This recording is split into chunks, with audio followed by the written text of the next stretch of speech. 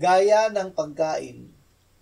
Nang sabihin ng Panginoong Hesus, ito ang gawa ng Diyos na inyong sampalatayanan ng kanyang sinugo, ay sinabi ng mga Hudyo, ano ngayon ang tanda na iyong ginagawa na aming makikita upang sumampalataya kami sa iyo?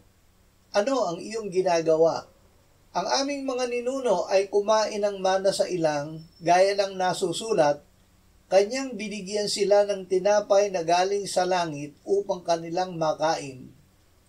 Sinabi sa kanila ni Jesus, katotohanang sinasabi ko sa inyo, hindi si Moises ang nagbigay sa inyo ng tinapay na galing sa langit, kundi ang aking Ama ang nagbibigay sa inyo ng tunay na tinapay na galing sa langit. Sapagkat ang tinapay ng Diyos ay ang bumababang mula sa langit at nagbibigay ng buhay sa sanlibutan.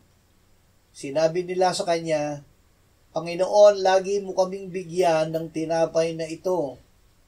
Sinabi ni Jesus sa kanila, ako ang tinapay ng buhay, ang lumalapit sa akin ay hindi magugutom, at ang sumasampalataya sa akin ay hindi kailanman mauuhaw.